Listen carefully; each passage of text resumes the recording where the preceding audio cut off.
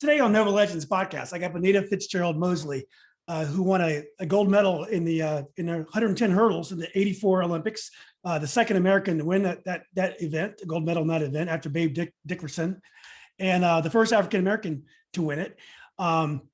She's a local product from Garfield High School in Prince William County, suburban Northern Virginia.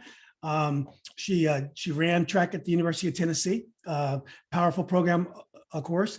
And after her track career, she's having a great career as an executive, doing numerous things, also some nonprofit work, giving back to the community. So thanks for doing this, Benita. Happy to be here. Great. So I see right away you're from Warrenton and Dale City. So how long did you spend in Warrenton, which is, for folks not from the DC area, Warrenton's about 50 miles west of Washington, DC? No time at all. I was only born there. Just the time I guess I spent in the hospital. There was no hospital in Prince William County when I was born. Is that right? Yeah. And Wow. so I was, my mom had to go to Fauquier County Hospital to give birth. Wow. Yeah. So people who I grew don't up in Manassas, Virginia, until I was 8, and then we moved to Dale City when it was brand new, just being developed, and they built a house in Darbydale in Dale City. Right. Well, where you have a street named after you now. But it's interesting. You're talking about the hospital. Prince William County, when I was growing up, was country. I mean, the suburbs were growing. It was building. The schools were getting bigger. They're building more schools.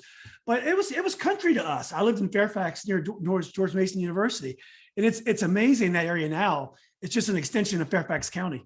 Yeah, absolutely. It's the second largest county in the state, and I guess it always has been, probably population wise, but like you said, it's such a large landmass, our county, that it's kind of hard to fill it up. So yes, I live on the western side of the county, which really was very underdeveloped until probably the early 2000s. And when Dominion Valley Country Club, where I live now, was first being built, in Lake Manassas and Piedmont, a bunch of golf course communities have been built out here. And as a result, now we have our own hospital just a mile from my house. We have all kinds of stores and shopping and restaurants, and it's a whole new world. I guess the 13th high school in Prince William County was just opened, Gainesville High School, this past year. All of these schools are overcrowded even when they're built. They have 3,000 kids in a piece in Prince William County. So yeah, it's growing. It has grown quite a bit since I've been here. Yeah, I was at Garfield High School for a soccer game on Tuesday, and it was just amazing. I mean, it's very much urban, that part of the county. They have incredible soccer talent there. But well, getting back to your day, getting started in sports. How did you get started in sports and track and field specifically? I was very fortunate to grow up in Prince William County when I did. As you know, Title IX is celebrating its 50th anniversary on June 23rd, so just around the corner.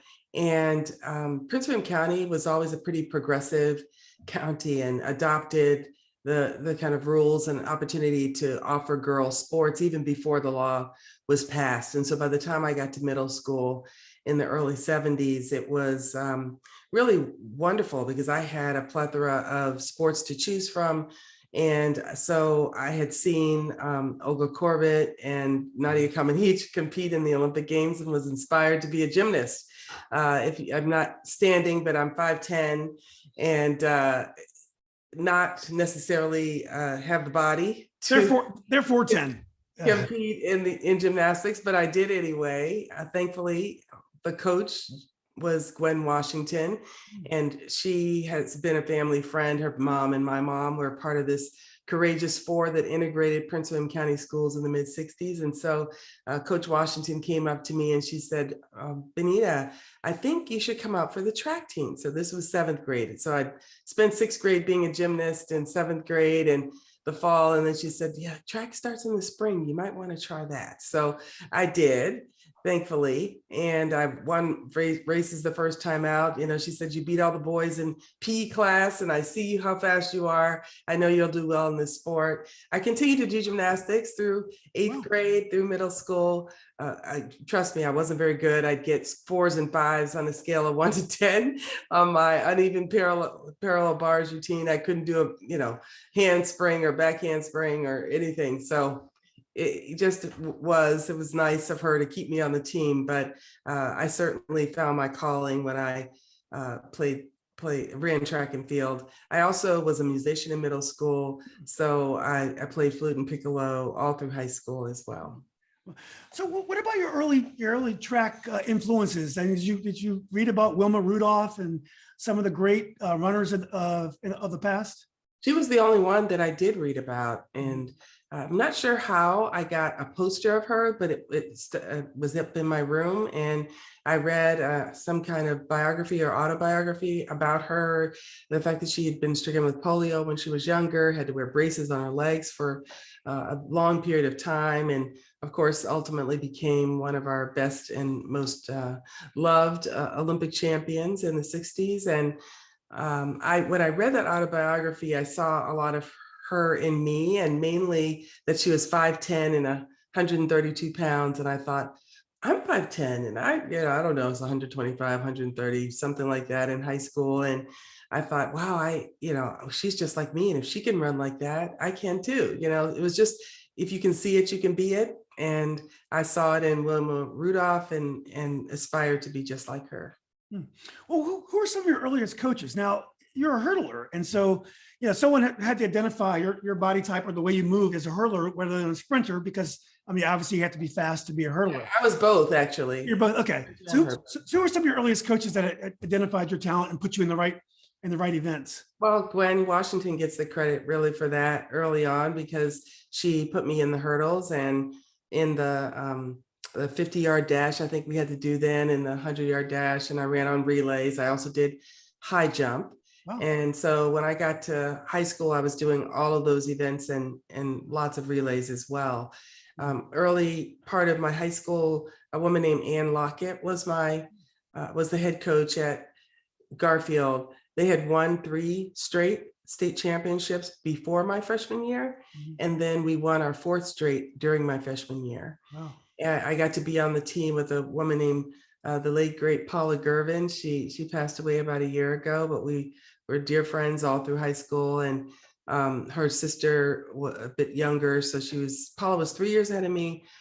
Marcia was 2 years ahead of me. Was a great basketball player, played D1 basketball, but she also was an amazing high jumper as well. So we hung out, and my families knew each other. They were part of, different organizations in town. Our parents were. And so to see Paula make the Olympic team as a senior in high school, while I was a freshman, Ann Lockett, said to me after that Olympic trials, and I was after school one day, and she said, Benita, you can be on the Olympic team in 4 years. You're as talented as Paula. And so she identified that talent. She nurtured it. She gave me that kind of inspiration and motivation. And then again, if you can see it, you can be it. I saw it in Paula, a teammate, a friend, a neighbor, and was able to follow in her footsteps just 4 years later.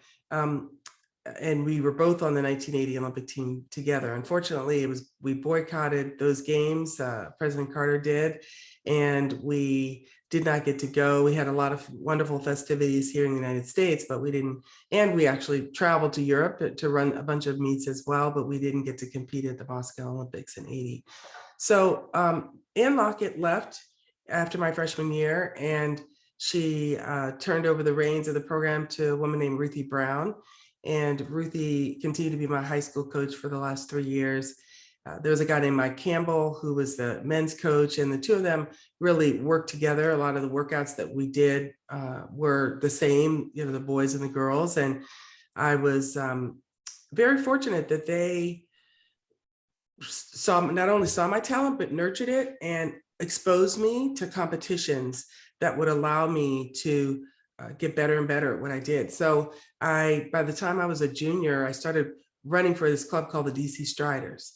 And they took me to the junior national championships. I'd never run any kind of post-season competition besides our state meet until that time. And I went to junior national championships, and I ended up winning and making the U.S. junior national team. We went abroad to compete in Russia and Germany and England. And that was a direct result of my coaches sending me to the Milrose games and to meets in California and Texas and Philadelphia and Maryland, well beyond high school. These were open meets, so there were all kinds of amazing athletes competing, the best in the world, actually. And by the time I finished high school, I was ranked 5th in the country in the 100-meter hurdles. Wow.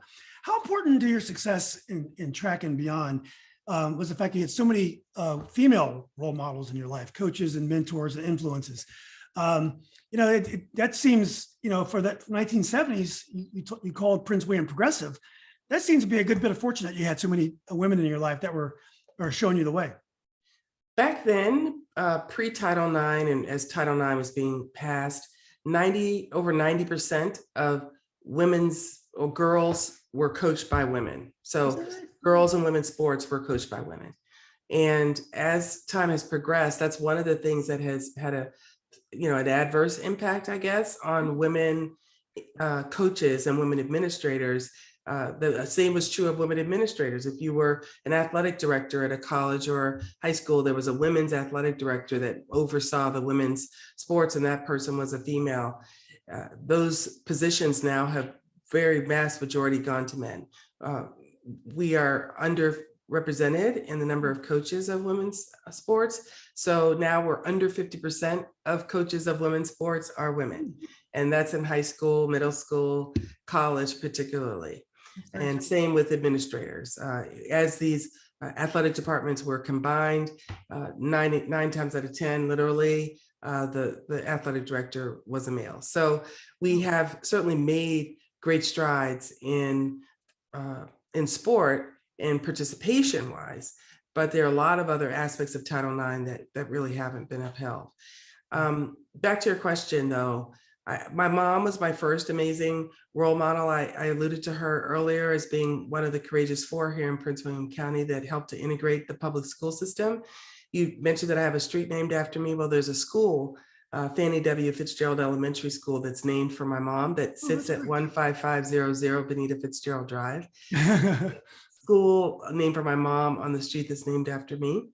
And she was one of 4 teachers that the superintendent asked to go to 4 different all-white elementary schools and teach the kids for that year. It was the school year had already started. They were kind of tapped and asked to, report for work the next day. At that time, schools were completely segregated, and she and the others taught at an all-Black school called Antioch McCrae that was actually here in Haymarket, no longer exists. It was torn down quite a few years ago, but she and the 3 other teachers did an amazing job. And the following year, they definitely integrated the entire school system here in Prince William County. So I was a direct beneficiary of my mom's courageous efforts, as I only attended integrated schools when I was younger.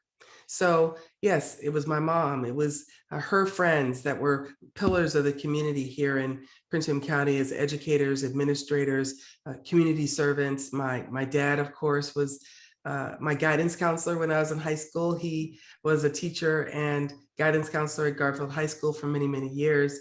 And then I've only had women coaches, at least as head coaches of the programs. Even when I went to University of Tennessee, Terry Crawford was the head women's coach there, and she recruited me, and I went there, of course. The sprint coaches and the people who coached me in the hurdles in college were male, but Terry was always my friend, mentor, coach, and is today. Yeah. Just real quickly about schools. This occurred to me. You're talking about progressiveness of Prince William County. I think up in Fairfax County, we consider ourselves more progressive, but the reality is my aunt is a Vienna native, and she went to school at Jenny Dean High School in Manassas because there was no Black high school in Fairfax County until 1954. Exactly right. So it was a boarding school. My dad was actually a dorm supervisor at Jenny Dean and teacher. And so, yes, all from Loudoun, Fauquier, Prince William, and that Fairfax, all of the Black students from those surrounding areas went to Jenny Dean High School every Monday, and then they would come home on the weekends. And so, yeah, that's the way the world in the early 60s, 50s, obviously. And my parents met while being teachers here in Prince William County. That's all right. That's awesome. Well, to go to Garfield. What was Garfield like? So you must have gone to high school during disco. I think Carter was president, so we were in relative peace. But I guess it was a time of inflation, I believe. So what was Garfield High School like in the mid to late 70s? It was, it was terrific. It was well integrated. There was kids of all, all colors and races, predominantly white, I would imagine, probably 85%. But we felt like there were certainly enough brown and Black faces and Asian and Hispanic. I mean, we had a nice cultural mix, I think, at the school, and we all felt like we were on a level playing field. I never felt any kind of way about, attending a school that was predominantly white. I felt like I fit in, the neighborhood I grew up in Dale City was that way as well. I didn't really know anything different. Our team was great, as I said, our track team, the boys were equally good. And we just, I enjoyed school. My dad was my guidance counselor, so he challenged me with really heavy duty courses all the time, lots of math and science, because that was his undergrad major. So I ended up majoring in engineering at Tennessee, because I tell people my dad left me good for nothing much else after taking all of those crazy math and science classes in high school. So I think that in the mid 70s, I think the hallmark for me was just opportunity. My parents were insisting that they availed all of those opportunity to my sister, my younger sister, and me, so that we could participate in a wide variety of things. And so that's why played the flute and piccolo all the way through. They wanted us to be well-rounded, certainly insisted that we got good grades in school as well, and just prepared me for a great life. Did you know the basketball players, Othell Wilson and Steve Perry? I mean, they had a great basketball team. Absolutely. Yeah. They won the state championship while we were there. Yeah, I was there at that game. I'll never forget that game. So anyway, so you started, I'm sure, dominating the track and field in Virginia. Do you think your development in terms of track would have been different if you were in Fairfax County, or because you're in that DC running club, you're pretty much integrated into that into the track scene? They pulled the DC Striders pulled the best kids from all the way from the Tidewater area. Okay. Rural Virginia, DC, Maryland. So yes, I ended up, because I was, among the elite high school athletes, and particularly track and field, and all of those kids, it was an all-star team, the DC Striders. So, there were really nobody that was good in track and field that I didn't know in these other counties. And so it was really fun to have this team that we got together into my junior year, and then we would see each other at meets all throughout the year. And then we got to get back together after our senior year. I made the U.S. junior national team again, but I also then went to the U.S. championships and got 5th place. And so, that was it. I mean, I felt like I had everything at my disposal. I felt like I had a great high school career, and both academically and from an extracurricular standpoint as well. I got to find it with you, personality like yourself. You're a positive person. You're going to find a way to make it work and find the right lane for yourself. And speaking of which, how did you end up at the University of Tennessee? My high school coach, Ruthie Brown, was from Maryville, which is right outside Knoxville. And so every chance she got, she talked about the school, but she also took us to the Tom Black Track Classic every year. The Vol Track Classic every year, which was a high school meet. And we would travel, by van from Dale City, the 8 hours to Knoxville every year. And I would see Terry Crawford, and she would certainly seek me out every year to say hello and sit me down and have a conversation. So I was being stealthily recruited. I don't think there were any NCAA violations being broken at that time, but yeah, I was on her campus, so I guess if I was free game for her to talk to me. So by the time it came to my senior year, we were still part of the AIAW and my freshman and sophomore year. So those rules applied from a recruiting standpoint. I could only take 3 visits. And so, and I had to pay, we had to pay for them. The schools couldn't pay. That was a different rule than for the boys. And so my parents couldn't afford to send me all over the country. I had 60 or 70 D1 scholarship offers. And I went to Penn State, to UVA, and to Tennessee. I went to UVA 2 or 3 times a year for track meets, but I think because it was so close to home, I think Tennessee seemed to be more attractive. I was just there on campus Monday and Tuesday for an event around the 50th anniversary of Title IX and the strong role that the Lady Vol program played. We did it right in front of the Pat Summitt statue, and was the former men's and women's athletic directors that were there, some former student athletes, our sports information director. So it was great to go down memory lane and talk about how important the Lady Vol brand was in putting women's sports, and particularly women's collegiate sports, on the map. So I felt like when I chose Tennessee, I chose it for a variety of reasons, but the familiarity definitely, but the women's track program actually was ahead of the Pat Summitt's basketball program at the time. We won the first national championship my sophomore year ever for the Lady Vol program. And I was the first Olympian that was a Lady Vol as well. So Olympic gold medalist, I'm sorry. And so we had a strong tradition of successful women's sports. Before I got there, it burgeoned while I was there. And they had a separate men's and women's athletic department. So they were able to write their own rules and, set their own budgets and decide how they were going to recruit athletes. And I think I must have felt that sense of empowerment when I was there as a recruit. And we, had all of the, Tennessee, I've been on the campus twice in the past 6 months. The first time my daughter is being recruited by their track program. She ended up signing with the University of Maryland, but she loved the school. That campus has anything and everything a student or a student athlete could ask for. And it was very similar back in the, when I chose to go there in '79. Yeah. Well, so I saw a special about Bernard King. It was a Tennessee basketball legend, him and Ernie Grunfeld. Yeah, Ernie and Bernie show. Ernie and Bernie show. You probably caught no, you probably just missed it. Just missed them. Yeah, but he had a really hard time in Knoxville. And a lot of it might have been, you're from Prince William County, and there's probably some racial tension, in suburban in Virginia. And he was from Brooklyn, I believe, or Bronx. But anyway, he had a hard time in Knoxville adjusting. He felt a lot of tension on campus. And it was very difficult for him. It's very painful special to actually watch, because you could really, the pain that he still talks about that he experienced there. Did you have any sense of that, or were you able to navigate it in a more positive way? I honestly believe that people like Bernard King were, trailblazers for sure for us. And I realized when I got to Tennessee, there used to have the old Stokely Athletic Center where the basketball team played, that had All-American photos in the hallway. And you could see a stark difference in the late 60s, early 70s, because there were no Black athletes there.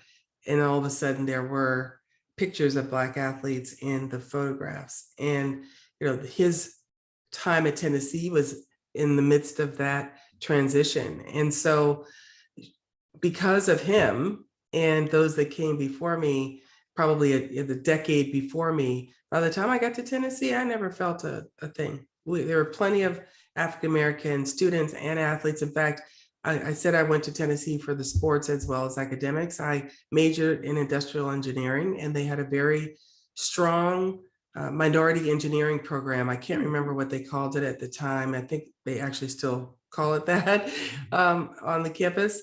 But I, had a whole contingent of African-American students that were going through the same engineering program right along with me, and certainly plenty of Black athletes on campus as well. So I didn't feel singled out. I didn't feel any kind of way. I felt very welcomed and very much at home on campus. Well, your track career was unbelievable. I was reading up on you, and it said you were All-American 14 times. So I was trying to figure out, well, there's only 8 track seasons in a 4-year career. So I guess obviously you must have been All-American in multiple events. Yes. Yes. Yeah. So The 100, the hurdles, the 4x1. I don't even remember what else, yeah. to be honest. Indoor and outdoor. So you have multiple chances, kind of like swimmers in track and field have an advantage that way. Yeah. So you mentioned your coach's name at Tennessee. It just slipped my mind. But Terry Crawford was the head coach. Terry Crawford. What did you learn from Coach Crawford, and some of the things that you may have used in your career, or at least in your track career, professional career, and also your business career? I think collectively from my coaches, seeing strong female role models was, I think, first and foremost, that they very much, from Gwen Washington to Coach Brown, Ruthie Brown, to Terry, they very much owned their role, and they took on the very, serious responsibility of not only being a coach, but being a mentor or a coach mentor. And sometimes today, I think coaches forget that they're nurturing young people, they're nurturing young adults, and they have the responsibility of mentoring them and treating them in such a way that allows them to develop and grow as human beings as well as athletes. And I had coaches that certainly, taught me life lessons, that nurtured my talent and were devoted to helping me be the best that I could be, both on and off the playing field. Right. Well, so you mentioned earlier that you didn't get a chance to compete in the 1980 Olympics because of the boycott, Soviet Union and Afghan war, I believe at the time. But you'd been to Russia for a track meet earlier. What was the feeling, qualifying for the team and then not being able to go to the Olympics? I'm sure that when you think about the Russian athletes now that can't compete in some events because of the war in Ukraine, what is your feeling about how geopolitics affects sports and athletes? Wow, that's a really good question. I think the circumstances have to be considered when determining what's fair and not fair to the athletes. In the case of this just wholesale boycotting of championships because of some geopolitical concerns, I think the Biden administration probably took a softer approach by having more of a diplomatic boycott and not allowing their president, vice president, Secretary of State, none of the cabinet members from his administration to attend the Beijing Olympics a few months ago. And it was much better situation. They certainly considered a wholesale boycott, but understood that the only people that are victims there are the athletes who trained so hard. And I kind of wish that philosophy were in place when we were back in the 1980 Olympics and we could have competed. So I understand that. I also understand that when you have state-sponsored cheating happening, and it's been certainly proven that the Russian government was doing that, then you can't trust that the athletes that are competing on a level playing field. And so that's where the difference, I believe, lies. And so I don't say it's right or wrong. I'm just saying that people are trying to, I think, take the best approach to ensure fair and equitable competition. So it was a tough time. I mean, we wanted to be in Moscow. We wanted to compete. We had made the Olympic team. We wanted to go. The good news is that when we were at the Olympic trials, the boycott had already been announced. And so we didn't make the team with the expectation of going. Certainly hoped that something might change. Athletes were in Washington on a consistent basis, lobbying to have that boycott overturned, and it certainly didn't happen. Thankfully for me, of the 3 hurdlers that made the team in 1980, I was the only one to make the team again in 1984. So unfortunately for the other 2, Candy Young and Stephanie Hightower, they were unable to compete in 1984. So I feel especially blessed to have had a second chance. And you were probably still in college yet, so you probably I was. You probably weren't at the peak of your powers quite yet, right? You probably had a couple more years of growth athletically, probably, huh? Yeah, I still competed till 1988. I had gotten an injury and had surgery the year before and came back late, right before the Olympic trials, maybe a month or 2. And I hit a hurdle at the 10th hurdle right before the finish line, and I stumbled across the line and missed making the team by 100th of a second after winning the race in every round. And so it was just that little, split second that training or just not being quite on top of my game, but powering through those obstacles regardless. And one of them just jumped up and caught my knee. So that was a disappointing time as well. So bookends of my Olympic triumph was 2 major disappointments for me. Well, one amazing moment must have been your gold medal in the Pan American Games in 1983. Where were those games? And maybe describe Caracas, Venezuela. Oh, cool. So maybe describe those moments to us. Yeah. Yeah, that was an interesting experience as well. We went to the dorms and found out that they hadn't been sheetrocked, and all of the accoutrements weren't in place. They were kind of a bed and a sink and community shower, and that's about it. And the food was not to our liking in the village. And so the US team thankfully had the resources to reserve hotel rooms for the athletes. So a couple of days before each of our competitions, we got to leave the village and move into more suitable accommodations and eat great food in the hotel and get ourselves and our energy up to compete well. So my coach actually was the coach of the Pan Am team that year. And so, she took especially good care of us. And so I was able to win the gold medal in the Pan American Games and set me up for a great event in 84. Yeah, so you had to be really excited. The Olympics are coming. Were you working?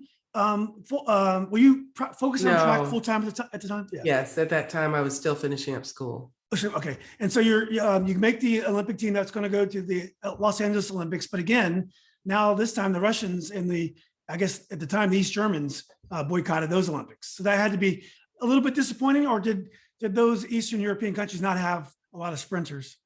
They had definitely had sprinters but those women were doping. And so for us, it was a relief not to have to compete against athletes who were cheating. And certainly that has all proven out in subsequent years as those athletes have admitted to doping. There was many an investigation about it. This is not me casting aspersions on anybody. And there were more athletes competing in the 1984 Olympic Games than had ever competed in Olympic Games before. Some of the biggest teams in the world, China and some of the Eastern European countries continued, Romania and many others decided to go ahead and not honor the boycott. And so maybe Russia wasn't there in East Germany, but more countries than ever before were competing, and more athletes than ever before competed at the Los Angeles Games. So we didn't feel like there was anything second class about those games. We felt like we were competing against the best in the world on a fair and level playing field. Well, and you certainly had to beat a great hurler in Shirley Strong, who I believe was the favorite coming in. Did you know her? And I was reading up on her a little bit. I guess she was quite a character. Yes, she was. I did know her, and the year before at the World Championships, it was the first ever World Championships in track and field. She beat me in the finals. I had made the finals, and it was the end of a pretty long season. I had been a collegiate athlete still that year, so I ran indoor and outdoor, and then the summer European season and ended up there. It was kind of before people understood this idea of periodization for training and competition. So I just was going all out for 9 months. And by the time I got to those finals, I was pretty exhausted. So I got 8th place, and she beat me by a few places. And after we competed and we sat down next to each other after the race, putting our sweats back on, she pulled out a cigarette and started smoking. And I thought to myself, she just kicked my butt and she's a smoker. I thought to myself, she's never going to beat me again. I just made a vow to myself in that moment. And so when we were running the finals at the Olympics a year later, it was really because of that vow I had taken that was kind of behind in my back of my head the whole time. And so after the semifinal race, which was just a couple hours before the final, I saw her again sitting next to the fence, smoking a cigarette, and it reminded me of that vow I had taken. And so when we were in that race, we were kind of neck and neck, hurdle 7 or 8. And I said, not today, Shirley. And I found an extra gear and I beat her by 400ths of a second. Was she gracious after you beat her? Yeah, absolutely. Yeah, she was gracious. She never beat me again either. Yeah. It just goes to show you, athletes, you shouldn't smoke. Yeah. Benita will take it out on you, or someone just like her. So what kind of celebrity does being an Olympic gold medalist bring you? Now, in this day and age, with social media and, ESPN, we are bombarded by sports. On the other hand, there's a lot more sports to compete with. I mean, track and field was enormous back then. Yeah. And probably bigger than it is now. What kind of celebrity did it bring you? I think locally here in the DC area, certainly a certain amount of celebrity, hence the street. And, there was a parade in my honor after I brought home the gold. And so, lots of articles and still like this podcast today. In Europe, we were very, very popular. I still get fan mail from European fans on a pretty regular basis. And when I was working with USA Track and Field several years ago, and I would go overseas with the track team, I would still have fans, following us and going into the hotels where they knew Team USA was staying with photographs of me. Will you please sign? So we had much more popularity in Europe than we did here in the United States. Track and field was on TV every single weekend back then. All of the big indoor meets, they had a series of outdoor track meets that were televised. And so, many of us household names, but at the same time, I was in the same era with Carl Lewis and Jackie Joyner Kersey and Flojo. And so because they, Edwin Moses, they were the most popular athletes. Evelyn Ashford, I mean, I could go on. Yeah. And they were perennially, the best in the world. And so they garnered the most attention and notoriety as a result. But I call my gold medal the gift that keeps on giving. I have no regrets at all. Every opportunity I've ever had career-wise, even meeting my husband, we have two great kids, wouldn't have happened had I not won that gold medal. And so I'm forever grateful for that. Whether I'm on a Wheaties box or not kind of doesn't matter. It's more how it's enriched my life overall. Yeah, it's amazing. I can only imagine the feeling. So what did you do between the Olympics? I know you didn't make the Olympic team because you hit that last hurdle. But those 4 years, did you work or did you focus on your track? Yeah, I did both. I was very happy to have graduated with an industrial engineering degree also in 1984. And so my coaches, both the men's and women's coach at Tennessee, went to take head coaching jobs at the University of Texas. And so I was married to a previous person at the time. And so we moved down to Texas to train with our coaches down there. And so I had just graduated with an engineering degree and I didn't want it to go stale, knowing I was anticipating that I was going to retire after the 88 Olympic Games. People didn't have as long careers. My era was the first time people, ran multiple Olympic Games, and Carl and Jackie and Edwin and those guys actually continued to run until 1996, and I retired in 88. So I had a lot more years in me. I just decided to transition to a more professional career. I worked part-time as an engineer while I was competing prior to the '88 games. And so I worked for a company called Tracor Aerospace. And so that was a great thing. There was a thing called the Olympic Job Opportunities Program. So they would pay you full time where you work part time. I worked probably 2/3 time and got paid full time as an engineer for the 4 years that I was still competing. You mentioned some of the other icons of that era. Edwin Moses is definitely a hero to mine. But all those, like we all watched them all the time. Did you have close relationships with them, and did you maintain those relationships through the years? Absolutely, yeah. Edwin, he was my boss for Really 4 years. I was the CEO of Lauria's Sport for Good Foundation. He was the board chair. Oh wow! And so, yeah, I was just on the phone with him a couple of days ago. He saw, I guess now it's a couple of weeks. He saw the post I did on LinkedIn about my daughter's signing with Maryland, and so he had to call and congratulate us. So, yeah, I talked to Evelyn, Jackie, and I have do events together a lot, and she's terrific. Carl and I see each other once in a while, probably closer to his sister Carol, but yeah, whenever we see each other, it's just like no time has passed at all. Yeah.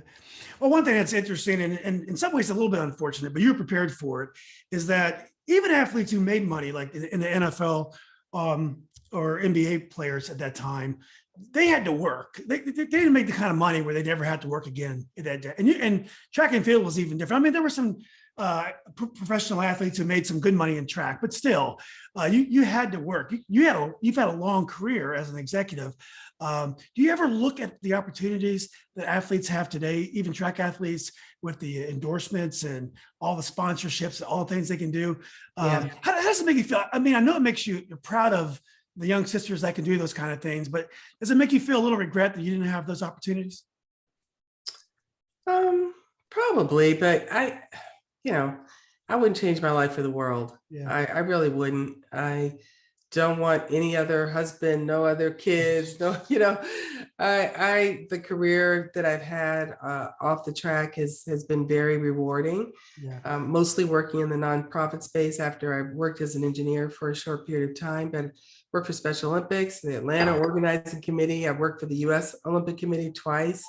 I've been a CEO, senior executive, and currently working for League Apps, which is a youth sports management technology platform where clubs and tournaments and leagues run and do payments and registration and communicate with their coaches and members and do scheduling and all those kinds of things that you need to run a youth sports program. And so it's a startup thing, and it's fun and exciting. We've doubled in size in the past year and a half since I've been their VP of Community and Impact. So that's my most recent role. I came here after being CEO of Laureus USA. I was the COO of the United States Olympic Committee. I ran the high performance program as chief of sport for USA Track and Field for 4 years.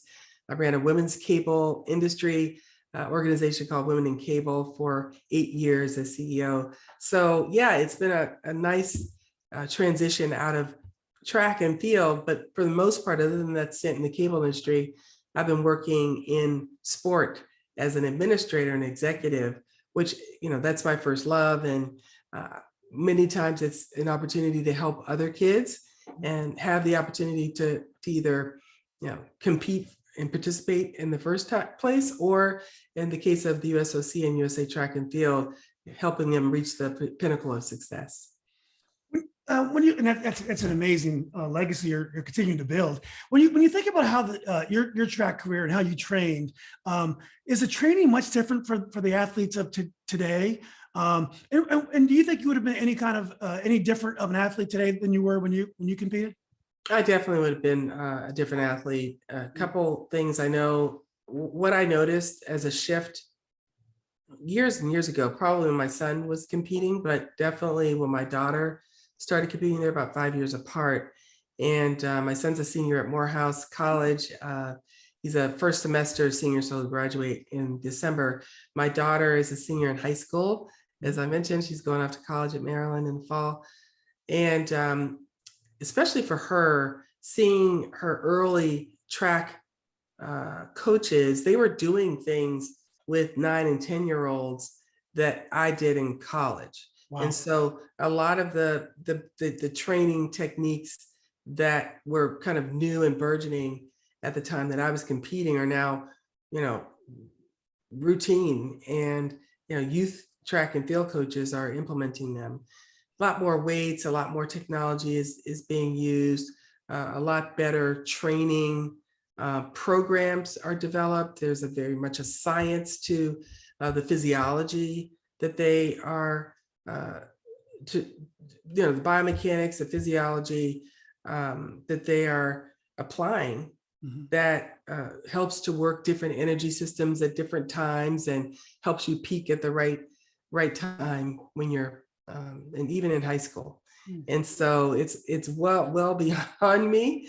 In many cases, they're also lifting weights much more consistently. My daughter has lifted. She was a volleyball player, so most of high school. So she just started really focusing on track in the last year and has made some really great strides. And so that seeing that change and seeing her club coach and her high school coach and the training she does, yeah, it's way beyond whatever I did in high school. Yeah. What kind of sports parent are you? I know, you know, with your record, it would be easy to be demanding, but obviously you don't want to discourage your kids, because if they have to try to be a gold medalist, they'll never start anything. Yeah. But what was your journey like as a sports parent? It's been fun. I'm sad to see it come to a close with her graduation.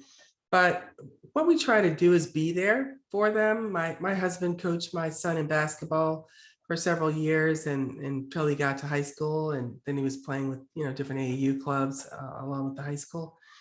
But so he was able to, you know, nurture him and be that coach mentor / father figure in his life and ensure he got the right training and support and encouragement during those more formative years. With Maya, I took a step back because of that shadow that I cast on her.